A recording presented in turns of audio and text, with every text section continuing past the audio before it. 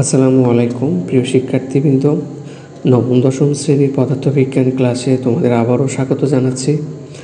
আলোর প্রতিফলন অধ্যায়ে আজকে দ্বিতীয় পর্বে আমরা দর্পণের প্রকারভেদ, দর্পণের ব্যবহার এবং দর্পণের বিভিন্ন অংশ নিয়ে আলোচনা করব। ইতিপূর্বে আলোর প্রতিফলনের প্রথম পর্বে আমরা প্রতিফলন কি, প্রতিফলন কত প্রকার আমরা দেখেছিলাম যে প্রতিফলন দুই প্রকার হয়, আলোর নিয়মিত প্রতিফলন এবং আলোর ব্যাপ্ত প্রতিফলন। এই বিষয়গুলো নিয়ে আলোচনা করেছি। আজকে আমরা দর্পণ নিয়ে প্রথমে আলোচনা করব। আয়না বা দর্পণ। আয়না বা দর্পণ হলো এমন একটি মসৃণ তল যেখানে আলোর নিয়মিত প্রতিফলন ঘটে। আমরা গত ক্লাসে দেখেছিলাম যে আলোর নিয়মিত প্রতিফলন কি, যে একগুচ্ছ সমান্তর আলোকরশ্মি যখন কোনো মসৃণ তলে আপতিত হয়ে প্রতিফলনের পরও যদি সমান্তরাল থাকে তাহলে সেটাই হচ্ছে আলোর নিয়মিত প্রতিফলন। সাধারণত কাচের একপাশে ধাতুর প্রলেপ দিয়ে দর্পণ তৈরি করা হয়ে থাকে। আমরা বাসায় বা আমরা সাধারণত প্রতিদিন যে আয়নাগুলো ব্যবহার করে থাকি সে আয়নার পেছনে এক প্রকার সিলভারিং করা আছে, একটা ধাতুর প্রলেপ দেওয়া থাকে, যার ফলে আমাদের প্রতিবিম্ব সহজে আমরা দেখতে পাই। এটাকে প্রতিফলক পৃষ্ঠও বলা হয়।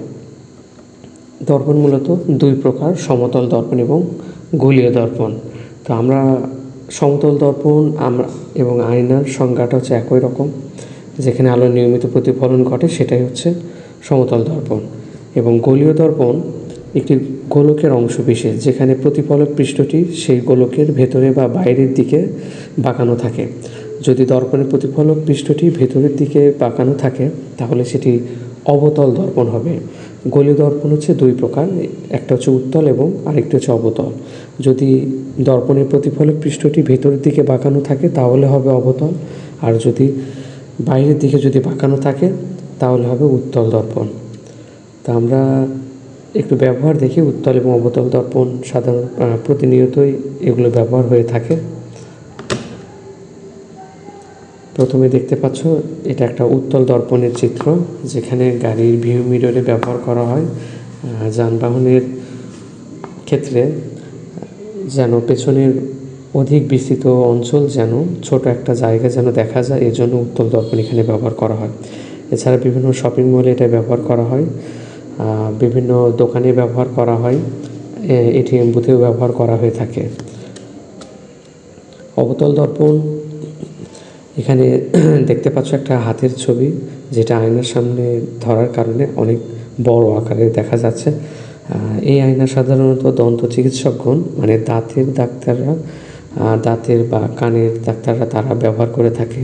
এছাড়া টেলিস্কোপে ব্যবহার করা হয়, সৌরচুল্লিতেও ব্যবহার করা হয়ে থাকে।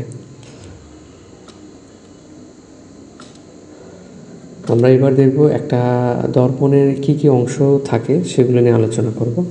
এখানে ধরে নিচ্ছে এটা একটা আমাদের দর্পণ এবং এই রশ্মিটাকে আমরা প্রধান অক্ষ বলি, এবং এর দ্বারা এখানে প্রধান ফোকাস বলা হচ্ছে। ও হচ্ছে আমাদের মেরুবিন্দু। এখানে ও বিন্দু থেকে যে এখানে যে এফ দেখতে পাচ্ছ, এফটাকে আমরা প্রধান ফোকাস বলছি, এবং এই সি বিন্দুকে আমরা বলছি বক্রতার কেন্দ্র। এবং তোমাদেরকে এই দর্পণে রিলেটেড যত ম্যাথমেটিক্যাল টার্মগুলো আছে এগুলো ভালোভাবে বুঝতে গেলে তোমাকে অবশ্যই দর্পণ সম্পর্কে ভালো ধারণা থাকতে হবে। এখানে আমাদের ও মেরুবিন্দু, এবং এই মেরুবিন্দু থেকে সি অর্থাৎ বক্রতার কেন্দ্র, আমি আবারও বলছি, এখানে মেরুবিন্দু থেকে বক্রতার কেন্দ্র পর্যন্ত যে দূরত্বটা এটাকে আমরা আর দ্বারা চিহ্নিত করি, আর এটাকে বলা হয় বক্রতার ব্যাসার্ধ। ঠিক একইভাবে মেরুবিন্দু থেকে প্রধান ফোকাস পর্যন্ত একটা দূরত্ব এখানে দেখতে পাচ্ছ, এই দূরত্বকে আমরা ফোকাস দূরত্ব বলে থাকি, যেটাকে স্মল এফ দ্বারা নির্দেশ করা হয়। এবং এখানে বক্রতার ব্যাসার্ধ এবং ফোকাস দূরত্বের মধ্যে একটা সম্পর্ক আছে। ফোকাস দূরত্বকে যদি আমরা দ্বিগুণ করি তাহলে আমরা বক্রতার ব্যাসার্ধ পাবো, অর্থাৎ বক্রতার ব্যাসার্ধকে যদি আমরা অর্ধেক করি তাহলে আমরা ফোকাস দূরত্ব পাবো। এখানে ফোকাস দূরত্ব, বক্রতার ব্যাসার্ধ, প্রধান ফোকাস, বক্রতার কেন্দ্র, প্রতিটি অংশ খুবই গুরুত্বপূর্ণ। তোমরা ভালোভাবে বাসায় প্র্যাকটিস করবে যাতে সহজেই মনে রাখতে পারো। তো আজকের আলোচনা এই পর্যন্তই। তোমরা ভালো থেকো, সুস্থ থেকো। ধন্যবাদ সবাইকে আবারও।